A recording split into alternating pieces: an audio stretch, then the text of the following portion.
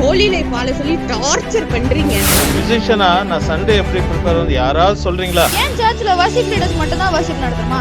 நாங்களும் நடத்தலாம்ல. ஸ்கூல்ல காலேஜ்ல தான் ட்ரெஸ் கோட் இருக்குனா சர்ச்ல கூடவா ட்ரெஸ் கோட் இருக்கு? இங்க கூட எங்களுக்கு ஃப்ரீடம் இல்லையா? ஆராதனைனா என்ன? சில நேரம் காட் ஸ்பாஷியல் மாதிரி தோணுது. எனக்கு மட்டும் தான் அப்படியா இல்ல இதை எப்படி ஹேண்டில் பண்றது? சர்ச்சுக்கு வான்னு ஏன் டார்ச்சர் பண்றீங்க? நாங்க தான் டிஜிட்டல் வேர்ல்ட்ல ஆன்லைன்லயே பாக்குறோம்ல. பைபிள் படிக்கிறப்ப தூக்கமா வருது. அதை எப்படி ஹேண்டில் பண்றதுன்னு சொல்லுங்களேன். பைபிள் படிக்கிறனால என்ன ஆக போகுது? டெய்லி படின்னு படுத்துறீங்க, போர் அடிக்குது. ஏன் சர்ச்சுக்கு தான் டைட்ஸ் கொடுக்கணுமா? எவ்வளோ ஏழைங்க கஷ்டப்படுறவங்க இருக்காங்க, அவங்களுக்கு கொடுக்குறோமே. பதில் சொல்லுங்க.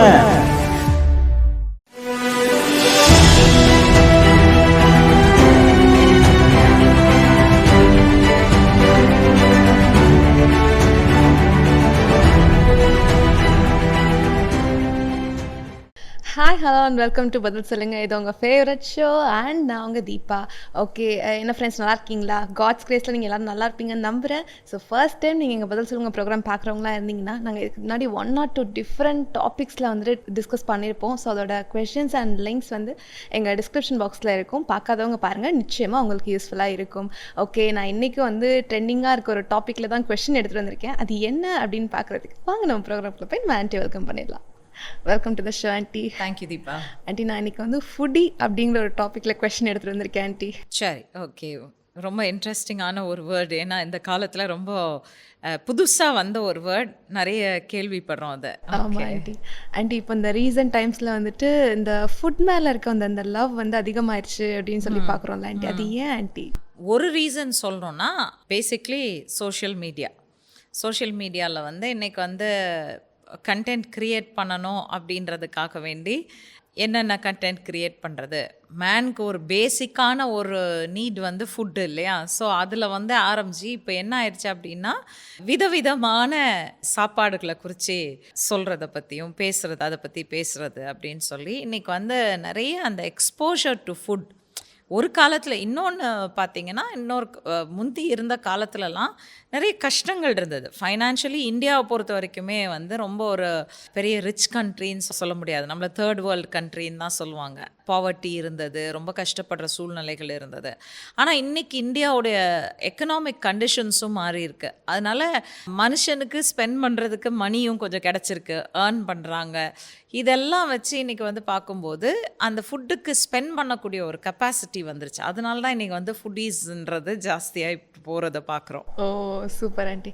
அப்போ அந்த ஃபுட் கிரேவிங்ஸ் அப்படின்னு பேசுகிறதுக்கு வந்து அப்போ சாப்பிட்றது தப்பா அப்படிங்கிற ஒரு கொஷின் ஆல்சோ வருது ஆண்டி. சாப்பிட்றது தப்பு இல்லை.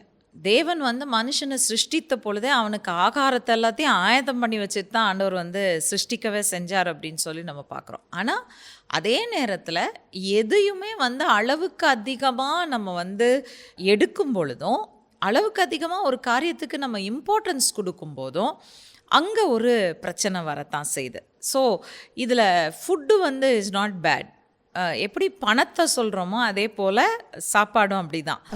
ஆகாரம்ன்றது வந்து தவறான காரியமே கிடையாது. தேவன் தான் சிருஷ்டித்தார், மனுஷனுக்கு ஆகாரம் தேவை, உயிர் வாழ்கிறதுக்கு தேவை. ஆனால் அதே நேரத்தில் இன்றைக்கி நம்ம பார்க்குற ட்ரெண்ட் எப்படி இருக்குன்னா, நம்ம வாழ்வதற்காக புசிக்கிறதுக்கு தான் ஆண்டவர் நம்மளை படைச்சிருக்காரு, இல்லைன்னா நம்ம வயிறை படைச்சிருக்கிறார். ஆனால் இன்றைக்கி மனுஷன் வந்து வாழ்கிறதே நான் சாப்பிட்றதுக்காக தான் அப்படின்ற மாதிரி ஒரு நிலைமை இன்றைக்கி மாறிட்டு வருது.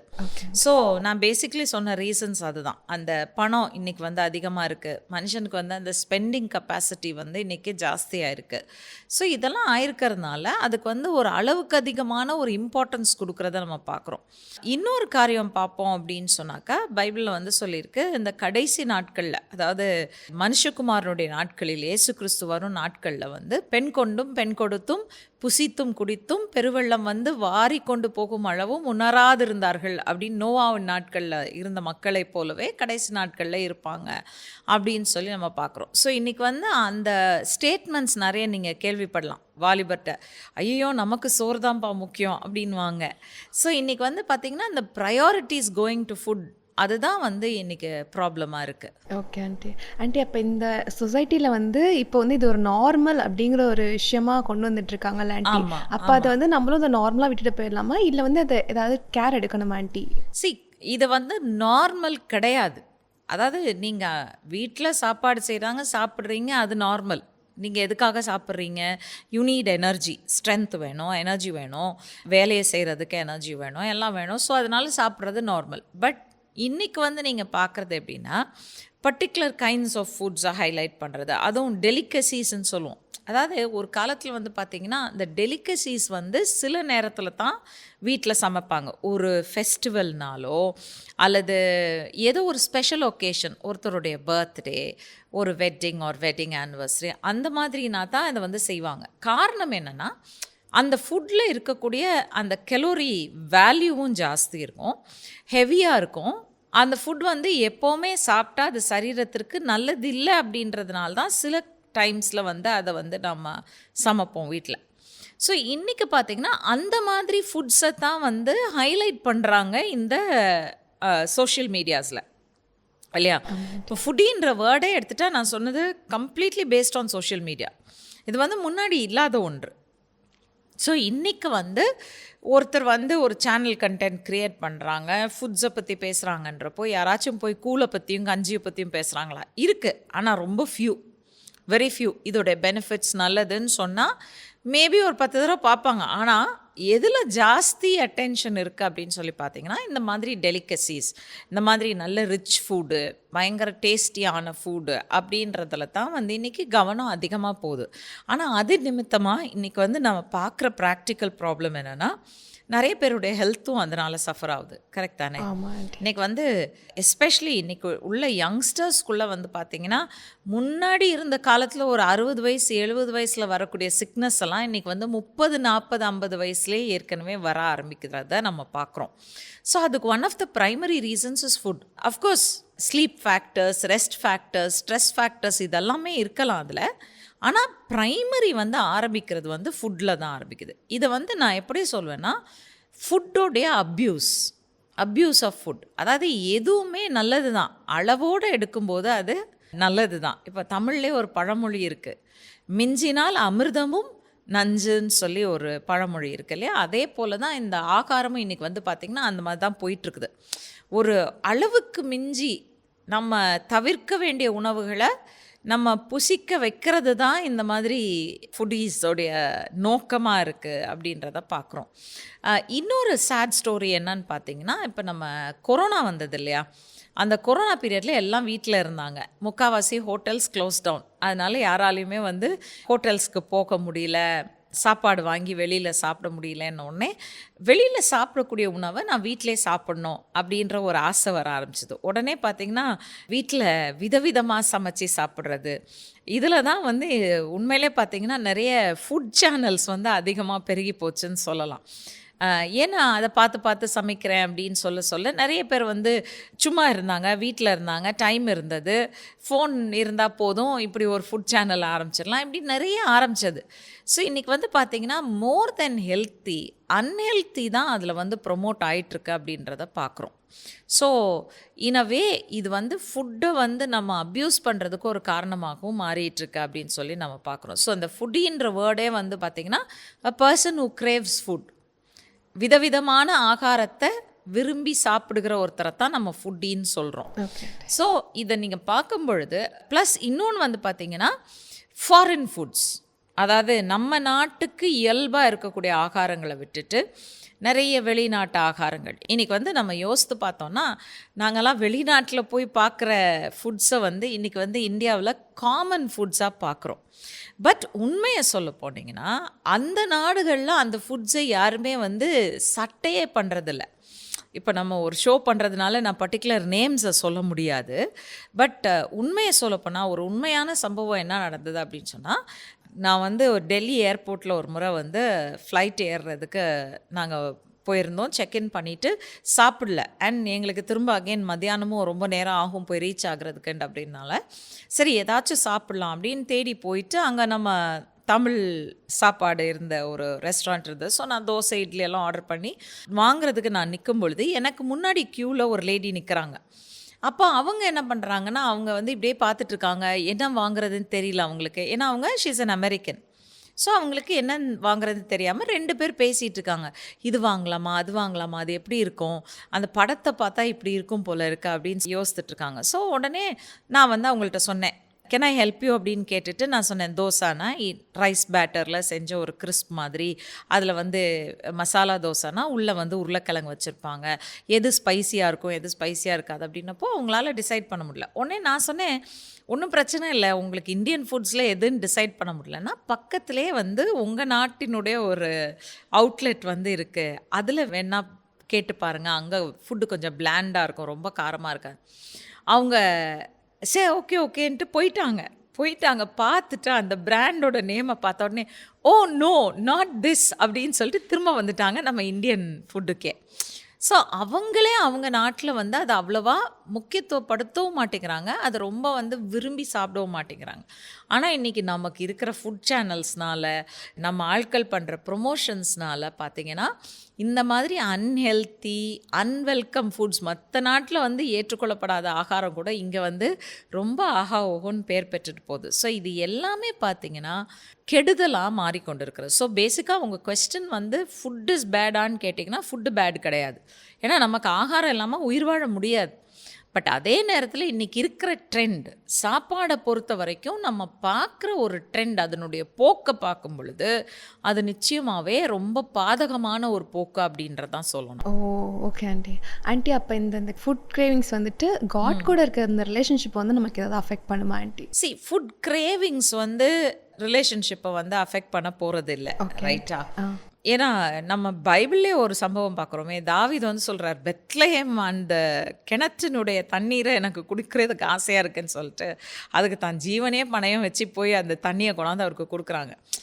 சில நேரத்தில் கிரேவிங்ஸ் ஆர் நார்மல், அது வந்து ஒன்றும் பெரிய ஒரு தவறான காரியம்னு சொல்ல முடியாது. ஆனால் அது கண்டினியூஸாக வரும்பொழுது தான், அது வந்து ஒரு அளவுக்கு அதிகமாக போகும்போது தான் இட் பிகம்ஸ் அன் அடிக்ஷன். அப்போ அந்த அடிக்ஷனாக மாறும் பொழுது any addiction keeps us from God. இப்போ நீங்கள் வந்து அந்த அடிக்ஷன் கீழே வந்துட்டீங்க, நீங்கள் வந்து ஜெபிக்கணும் அல்லது ஒரு உபவாசம் இருக்கணும் அப்படின்னு நினைக்கிறீங்க, பட் உங்கள் ஃபுட் கிரேவிங் வந்து உங்களை வந்து அந்த உபவாசம் இருக்க அனுமதிக்கிறது இல்லை, அல்லது நீங்கள் வந்து ஜெபிக்க உட்காரும்போது தான் உங்கள் சிந்தை வந்து என்ன சாப்பிட்லான்னு போகுது, அல்லது பைபிளை எடுத்துகிட்டு உட்காரும்போது உங்களுக்கு வந்து யோசனை வருது, இல்லை எனக்கு ஏதாச்சும் சாப்பிட்டுட்டே பைபிள் வாசித்தா நல்லா இருக்கும் போல இருக்கா அப்படின்னு சொல்லி ஒரு சாதாரண டிவி ஷோ பார்க்குற மாதிரியோ அல்லது ஒரு மேட்சை பார்க்குற மாதிரியோ நீங்கள் போய் உட்காந்து ஏதோ ஸ்நாக்ஸை சைடில் வச்சுக்கிட்டு சாப்பிட்டுட்டே இருந்தீங்கன்னா உங்கள் கான்சன்ட்ரேஷன் வந்து அதில் தான் இருக்குமே தவிர வேர்ட் ஆஃப் காட்ல இருக்காது. ஸோ ஒரு சாதாரணமாக சாப்பிட்றது வந்து தேவனோட இருக்கிற உறவை தடை செய்ய போகிறதில்ல. பட் அதே நேரத்தில் when it's a craving, அது வந்து ஒரு கிரேவிங்காக மாறும்போது, ஒரு அடிக்ஷனாக மாறும்போது, கட்டாயமாக அந்த அடிக்ஷன்ஸ் வந்து ஏதோ ஒரு விதத்தில் உண்மையிலே சொல்லப்போனால் டிமானிக் ஆக்டிவிட்டீஸ் நமக்குள்ளே வர்றதுக்கு அது ஒரு ஃபுட்ஹோல்டாக மாறிடுது. ஏன்னா இது வந்து மாம்சத்தினுடைய இச்சைகள் தானே, என் மாம்சம் விரும்புகிறத நான் திருப்தி செய்யணும், சாப்பிடணும் அப்படின்னு நான் நினைக்கிறேன். அப்போ அந்த ஹங்கர் தர்ஸ்ட் எல்லாமே வந்து பார்த்திங்கன்னா எங்கேருந்து வந்தது? மனுஷனுடைய விழுந்து போன நிலைமையிலேருந்து தான் வந்தது. அப்போ அந்த ஹங்கர் தர்ஸ்ட்லாம் வரும்பொழுது நம்ம வந்து இயற்கையாக அதை சாப்பிட்டுட்டு சாட்டிஸ்ஃபை பண்ணிட்டு நம்ம வேலையை பண்ணுறதுக்கு போயிட்டா பரவாயில்ல. பட் அதுக்கு அளவுக்கு அதிகமாக இம்பார்ட்டன்ஸ் கொடுக்கும்போது அந்த கிரேவிங்ஸ் ஒரு அடிக்ஷனாக மாறலாம், ஃபுட் அடிக்ஷனாக மாறலாம். அந்த ஃபுட் அடிக்ஷனாக மாறும்போது உள்ளுக்குள்ளே அசுத்த ஆவிகள் நுழையும் போது அப்போ தான் வந்து கிளட்டனின்னு சொல்லுவோம், அதாவது பெருந்தீனி அப்படின்னு தமிழில் சொல்லுவோம், அது உள்ளே வரும். அப்போது அளவுக்கு அதிகமாக சாப்பிட்றதும் நிறைய வெயிட் போடுறதும், அவங்களால சாப்பிட்றத கண்ட்ரோலே பண்ண முடியாது, அவங்களால சாப்பிட்டுக்கிட்டே இருக்கணும் போல தோணும். அப்போ அப்படிப்பட்ட நிலைமைகள் வரும்போது இது வந்து ஒரு சாதாரண ஈவன் ஒரு சிம்பிள் ப்ராப்ளம் ஆஃப் ஃபுட்டில் இருந்து ஒரு ஸ்பிரிச்சுவல் இஷ்யூவாக மாறும்போது தான் தேவனுக்கும் நமக்கும் இருக்கிற உறவில் வந்து பாதிப்புகள் வர்றதுக்கு வாய்ப்பு இருக்காங்க. Okay, super aunty. இப்போ அந்த ஃபுட் மாதிரியே வந்துட்டு இப்போ ரீசெண்டாக அந்த ஆல்கஹாலுக்கும் வந்துட்டு இது பண்ணுறாங்கல்ல ஆண்டி. ஏன்னா இப்போ இந்த கார்ப்பரேட் வேர்ல்டெலாம் வந்து இந்த சோஷியல் ட்ரிங்கிங்கிறத வந்துட்டு அதிகமாக யூஸ் பண்ணுறாங்க. அண்ட் வந்து நம்ம ட்ரிங்க் பண்ணலைன்னா வந்து இந்த சொசைட்டியில் இருக்கிறது இதே இல்லை அப்படின்னு சொல்லிட்டு சொல்கிறாங்கல்ல ஆண்டி. ஸோ இதை எப்படி ஆண்டி பார்க்குறீங்க? அகெயின் ஆல்கஹாலிசமும் வந்து இட்ஸ் அன் அடிக்ஷன். அது வந்து சோஷியல் ட்ரிங்கிங் என்ற வேர்டை ஏன் யூஸ் பண்ணுறாங்கன்னா, நாங்கள் அடிக்டட் இல்லை, நாங்கள் ஜஸ்ட்டு வந்து மற்றவங்களோட நாங்கள் வந்து இருக்கிற சூழ்நிலையில் அவங்களோட அடாப்ட் ஆகிறதுக்காக வேண்டி நாங்கள் பண்ண வேண்டியது இருக்குது. இது நிறைய கிறிஸ்தவ வாலிபர்கள்ட்ட நான் கேட்குற ஒரு வார்த்தை. ஏன்னா தே வாண்ட் டு ஜஸ்டிஃபை. அவங்க வந்து நாங்கள் வந்து பண்ணுறது தப்பில்லைன்னு ஜஸ்டிஃபை பண்ணணும் அப்படின்றதுக்காக வேண்டி இதை சொல்கிறாங்க. ப்ளஸ் என்ன வார்த்தை எடுத்துக்குவாங்கன்னா, பைபிளில் பவுல் தீமோத்திக்கு சொன்னதை, உன் வயிற்றுக்காக நீ கொஞ்சம் திராட்சை ரசத்தை எடுத்துக்கொள். அப்போ அங்கே அவரே சொன்னார்ல, அப்புறம் நாங்கள் ஏன் குடிக்கக்கூடாது அப்படின்னு இன்றைக்கி நிறைய ஆர்குமெண்ட்ஸ் கேட்குறாங்க. நான் இதில் வந்து கிளியராக நிறைய காரியங்கள் சொல்லிடுறேன். ஒன்று வந்து நீங்கள் ஞாபகம் வைக்க வேண்டியது, கடைசி காலத்தினுடைய ஆவி. நான் ஏற்கனவே சொன்னது மாதிரி, பெண் கொண்டும் பெண் கொடுத்தும் புசித்தும் குடித்தும், இதுதான் இந்த 3 வேர்ட்ஸ், பர்டிகுலர் வேர்ட்ஸ் வந்து பைபிளில் யூஸ் பண்ணப்பட்டிருக்கிறது, இந்த 3 வேர்ட்ஸ். அப்போது இந்த வேர்ட்ஸை நம்ம பார்க்கும்போதே இந்த கடைசி காலத்தினுடைய ஆவி இந்த 3 காரியங்கள்லையும் நம்மளை சிக்க வைக்கும் அப்படின்றத நம்ம ஏற்கனவே பார்க்குறோம். அப்போது we have to be careful. அதனால தான் ஆகாரமாக இருந்தால் கூட நம்ம கேர்ஃபுல்லாக இருக்கணும். அளவுக்கு மிஞ்சி போயிட்டா அது வந்து ப்ராப்ளம்னு நான் சொன்ன மாதிரியே தான் ஆல்கோஹாலுக்கும். இப்போது சோஷியல் ட்ரிங்கிங்னு ஸ்டார்ட் அவுட் பண்ணுறோம். எத்தனை பேர் சோஷியல் ட்ரிங்கராக ஸ்டார்ட் அவுட் பண்ணிவிட்டு அந்த அடிமைத்தனத்துக்குள்ளே போயிருக்காங்க அப்படின்றத கேட்டு பார்த்தீங்கன்னா உண்மையிலே ஆச்சரியமாக இருக்கும். ஐயோ, இவங்க கேஷுவலாக தான் ஆரம்பித்தாங்க, ஆனால் கேஷுவலாக ஆரம்பிக்க என்ன ஆயிடுச்சு, இது அப்படியே அவங்கள இழுத்துட்டு போயிடுச்சு, அப்படியே அந்த காரியத்துக்குள்ளே அவங்க ஆழ்ந்து போயிட்டாங்க அப்படின்றதான் நம்ம நிறைய நேரத்தில் பார்க்க நேரிடுது. ஸோ இது வந்து because there is a spiritual aspect, அதுக்கு ஒரு பின்னணியில் ஒரு ஸ்பிரிச்சுவல் ஆஸ்பெக்ட் இருக்கிறதுனால அதை விட்டு விலகி ஓடுறது நல்லது. பவுல் தீமோத்தியை பார்த்து சொல்கிறார், வாலிப வயதுக்குரிய இச்சைகளை விட்டு நீ விலகி ஓடுன்றார் அவர். So flee youthful lusts. இது வந்து வாலிப காலத்தில் தான் இது ஆரம்பிக்கும். வயசான காலத்தில் யாருமே குடிகாரனாக மாறினதில்லை. வயசான காலம் வரைக்கும் அந்த பக்கமே போகாமல் இருந்தாங்கன்னா மோஸ்ட் ப்ராபப்ளி அவங்க வந்து அதுக்கு அடிமைப்படவே மாட்டாங்க.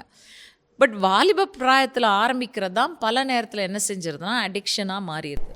So this is a time when we need to be careful.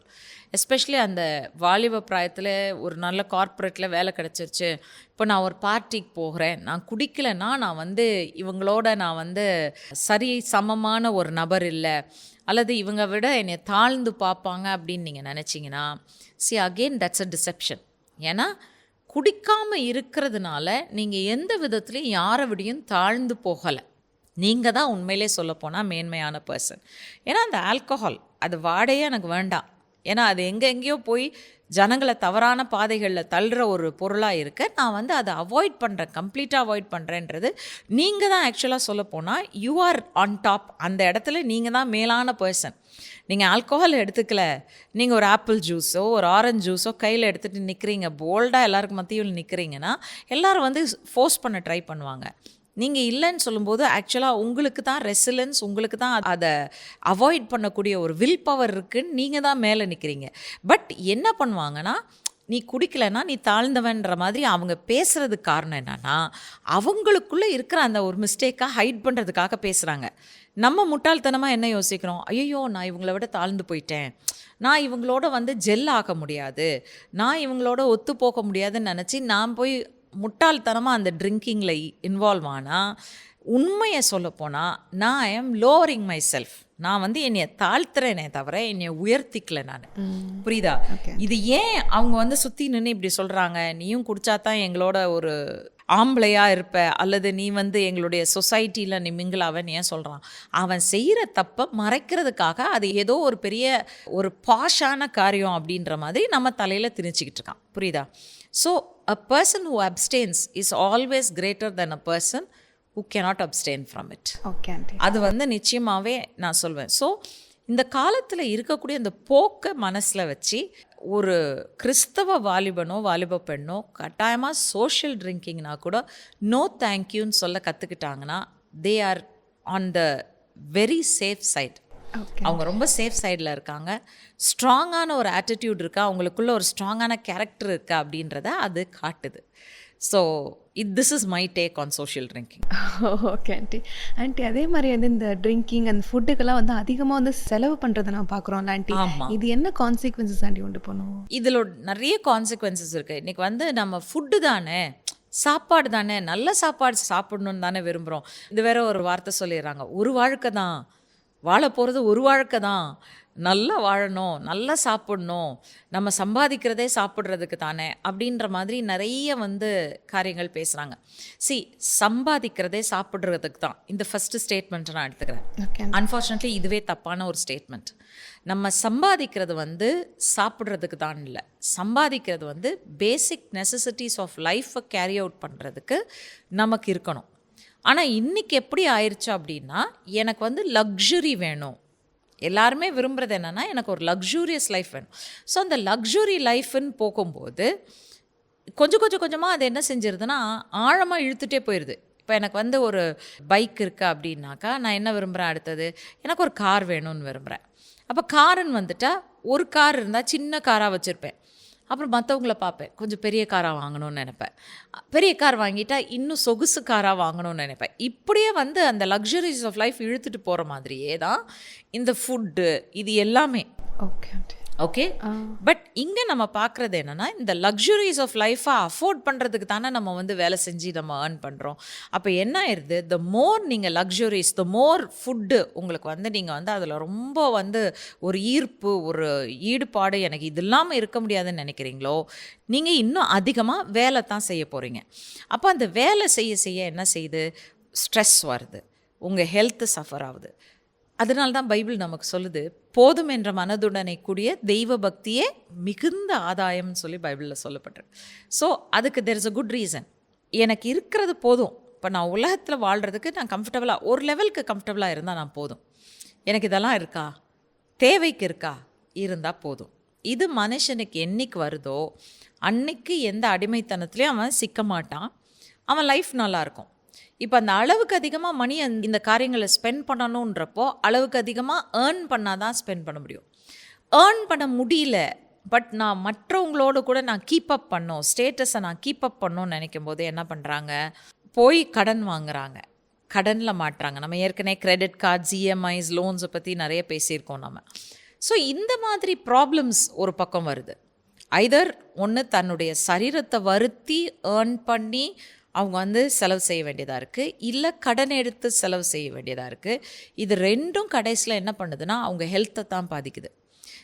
இது பிசாசுனுடைய காரியம்னு நான் சொல்கிறத தயங்கவே மாட்டேன். ஏன்னா பைபிள் தெளிவாக சொல்லுது, ஜீவன் உண்டாயிருக்கும், ஜீவன் பரிபூர்ணப்படவுமே இயேசு கிறிஸ்து வந்தார். ஆனால் திருடன் பிசாசு திருடவும் கொல்லவும் அழிக்கவுமே வந்தான் அப்படின்றதான் சொல்லப்பட்டிருக்கு. என்னென்னத்தை திருடுறான், நம்முடைய சந்தோஷத்தை திருடுறான், நம்முடைய நேரத்தை திருடுறான், நம்முடைய ஹெல்த்தை திருடுறான், நமக்கு ஃபேமிலியோடு ஸ்பெண்ட் பண்ணக்கூடிய அந்த ஃபேமிலியோடு சந்தோஷமாக இருக்கக்கூடிய அந்த நேரங்களை அவன் திருடிட்டு போயிடுறான். கடைசியில் சரீரத்தை கொல்றதுக்கு அதை வியாதியில் தள்ளுறான். ஸோ இது எல்லாமே interlinked. If you look at it, ரொம்ப கேர்ஃபுல்லாக பார்த்தீங்கன்னா இதெல்லாமே இன்டர்லிங்க்ட். இந்த ஃபுட்டின்ற வேர்டே இந்த கடைசி காலத்தினுடைய ஒரு வார்த்தைன்னு ஏன் நான் சொன்னேன் ஆரம்பத்திலே, அது காரணம் என்னென்னா, இட் ஹேஸ் பின்னணியில் பலவிதமான சத்ருவினுடைய தீர்மானங்கள், திட்டங்கள் அதன் பின்னணியில் இருக்கிறத நம்ம பார்க்குறோம்.